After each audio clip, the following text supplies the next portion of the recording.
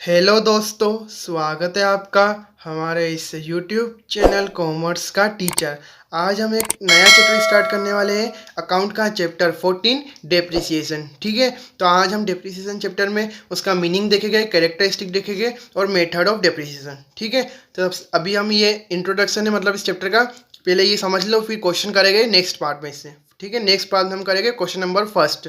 तो meaning of depreciation, depreciation means fall in the value of tangible fixed assets because of it usages. ठीक है, depreciation का means क्या होता है कि जो भी हमारे फिक्स्ड असेट्स टेंजिबल यानी जिसको हम छू सके। जैसे कैपिटल को हम छू का सकते हैं, कैपिटल यानी मतलब उसको छू सकते हैं, कैश को भी हम छू सकते हैं, पर जैसे एक गुडविल यानी उसको हम छू नहीं सकते। हमारी दुकान की मतलब कितनी गुडविल है, ये मतलब टेंजिबल असेट्स से उसमें काम आते हैं। ठीक है, जैसे फिक्स्ड असेट्स यानी कि असेट्स में जैसे मशीनरी हो गई, फर्नीचर हो गया, ये तो मतलब क्या होता है कि जैसे हम कुछ भी चीज़ खरीदते हैं तो उसकी वैल्यू कम होती है हर ईयर। जैसे जैसे हमने आज खरीदी 1 लाख की मशीन, ठीक है, तो अगले साल उसकी वैल्यू कम होगी ना कि बढ़ेगी। ठीक है, मतलब हमारी बुक वैल्यू में हम कम करेंगे, यानी कि 1 लाख की मशीन थी, 10% उसमें यानी कि हमने 10% से वो घिस गई मशीन, तो उसको ही बोलते हैं डेप्रिसिएशन।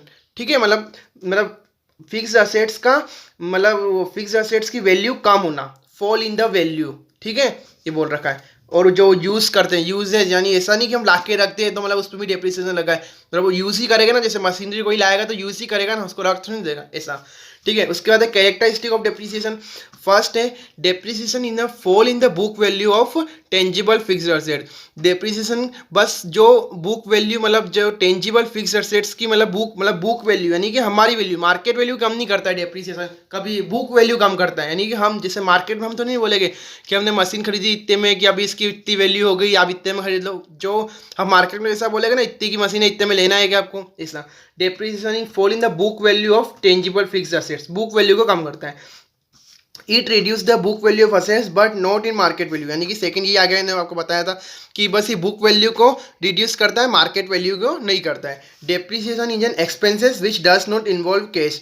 डेप्रिसिएशन एक्सपेंसेस है और इन्वॉल्व नहीं होता है कैश में। ठीक है, तो सब अब इसके बाद देखते हैं मेथड ऑफ डेप्रिसिएशन। फर्स्ट में 2 मेथड होती है, स्ट्रेट लाइन मेथड और रिटर्न डाउन वैल्यू मेथड। ठीक है, और स्ट्रेट लाइन मेथड को दूसरा नाम होता है फिक्स्ड इंस्टॉलमेंट मेथड, और एक और भी नाम होता है fixed percentage on original cost. 3 नाम होते हैं, याद रख लेना, कभी भी क्वेश्चन में कुछ भी बोल सकते हैं कि ये मेथड यानी कि एक ही होती है, बस नाम अलग है। स्ट्रेट लाइन मेथड, इसको शॉर्ट फॉर्म में SLM बोलते हैं, और फिक्स्ड इंस्टॉलमेंट मेथड FIM बोलते हैं इसको, और fixed percentage on original cost. ठीक है, एक ही है। 3 मेथड होती है, मतलब 3 नाम होते हैं, मेथड एक होती है और नाम 3 होते हैं। ठीक है, अब उसका सेकंड है रिटर्न डाउन वैल्यू मेथड। ठीक है, इसके भी 3 नाम होते हैं, एक होता है डिमिनिशिंग बैलेंस मेथड और एक होता है रिड्यूसिंग बैलेंस मेथड। ठीक है, ये नाम याद रख लेना। अब इनके बारे में समझते हैं। स्ट्रेट लाइन मेथड क्या होती है, अंदर SLM मतलब SLM यानी straight line method, under SLM a percentage of original cost of the assets is return of every year और एज डेप्रिसिएशन। यानी कि सीधा सा फंडा ये बस समझाओ, मैं आपको बता दूँ। जैसे कि 1 लाख रुपये, हम 1 लाख में हमने मशीन खरीदी, ठीक है, फर्स्ट ईयर में, तो उसका हम 10 साल का मतलब बना रहे कि डेप्रिसिएशन अकाउंट बना रहे 10 साल का या फिर 3 साल का या 4 साल का। ठीक है, तो उसमें क्या होता है कि 10 साल का 10% हमको उसमें डेप्रिसिएशन लगा, मतलब 1 लाख में हमको 10% डेप्रिसिएशन लगाना है। तो हम 1 लाख का 10% होता है 10,000 रुपये, तो 10,000 लगा दिया फर्स्ट, मतलब 1 लाख की मशीन थी 1 अप्रैल को, यानी मतलब 1 जनवरी को खरीदी थी, इतना था, 31 दिसंबर को हम डेप्रिसिएशन लगाए तो 10,000 लग गया। फिर बचे कितने, एक में से 10 माइनस हो गए, 90,000 की बची, तो भी हम 10,000 रुपये लगाएंगे डेप्रिसिएशन। फिक्स्ड मतलब इसको ना, इसलिए इसका नाम है फिक्स्ड इंस्टॉलमेंट मेथड, यानी मशीन भले कितने की होती जाए, हमको डेप्रिसिएशन इतना लगाना है।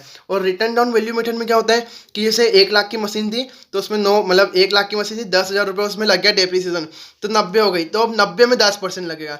फिर 90 के बाद 80 हो गई, तो 80 में 10%, मतलब 90 के बाद जितना भी हो फिर उस पर डेप्रिसिएशन लगता है, जो सामने अमाउंट होता है उस पर लगता है। ठीक है, और इसमें क्या होता है कि जो फिक्स्ड होता है, मतलब जो एक बार लगता है वो सब जितने ईयर होता है उसमें वही लगता है। अब एक रिटर्न डाउन वैल्यू का भी थोड़ा समझ लेते हैं हम। Under this method depreciation charge at a fixed rate on the book value that is reducing balance every year, मतलब एवरी ईयर का बैलेंस निकालना पड़ता है, उसमें हमको बस एक बार बस बैलेंस निकालना पड़ता है। ठीक है, जैसे क्वेश्चन करेगा तो और अच्छे से समझ जाएंगे हम। ये हो गया इसका। बस आज हमने ये बस ये समझेगा, मीनिंग कैरेक्टरिस्टिक समझा दिया और मेथड समझा दी, ठीक है। और एक और चीज़ समझा देता हूँ आपको कि इसमें एक ईयर का वो डिफरेंस होता है। ईयर एक दो तरीके के ईयर होते हैं, यानी कि एक होता है कैलेंडर ईयर जो हमारा चलता है कैलेंडर के हिसाब से जनवरी टू दिसंबर, ठीक है, इसको बोलते हैं कैलेंडर ईयर, ठीक है। और एक और होता है अकाउंटिंग ईयर। अकाउंटिंग ईयर मतलब क्या होता है कि जो ईयर 1 अप्रैल से लेकर 31 मार्च तक चलता है उसको बोलते हैं अकाउंटिंग ईयर, ठीक है। जैसे क्वेश्चन में आ जाए कि हमारी बुक हमको है ना 31 मार्च को हमारी बुक क्लोज हो रही है, तो वो वाला, और स्टार्ट हो रही है, यानी स्टार्ट नहीं बोलते हैं कभी, बस क्लोज का ही बोले 31 मार्च को क्लोज हो रही है, तो वो मतलब वो वाला कौन सा ईयर हो जाएगा, अकाउंटिंग ईयर। और कैलेंडर ईयर क्या होता है, जब दिसंबर में क्लोज होती है, ठीक है। ये आप समझ जाना, ये याद रखना इन क्वेश्चन में, बहुत ही जरूरी है, अकाउंटिंग ईयर और कैलेंडर ईयर, ठीक है। अकाउंटिंग क्या होता है 1 अप्रैल से 31 मार्च, और कैलेंडर ईयर होता है हमारा, कैलेंडर ईयर होता है 1 जनवरी से 31 दिसंबर तक, ठीक है। पार्ट फर्स्ट में हमने क्या क्या देखा, मीनिंग देखा, कैरेक्टरिस्टिक देखा और मेथड देखी, ठीक है। और आप इसका स्क्रीनशॉट ले लेना, मैं अभी रख दूंगा इसकी मीनिंग का, कैरेक्टरिस्टिक का और मेथड का, ठीक है। और मैं इसको इंस्टाग्राम पे भी पोस्ट कर दूंगा, आप हमें इंस्टाग्राम पे फॉलो कर सकते हैं, लिंक इन डिस्क्रिप्शन।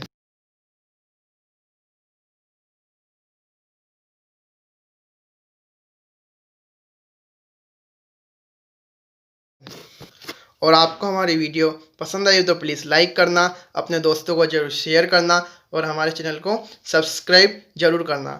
इसके नेक्स्ट पार्ट में हम करेंगे प्रैक्टिकल प्रॉब्लम का क्वेश्चन नंबर फर्स्ट, ठीक है।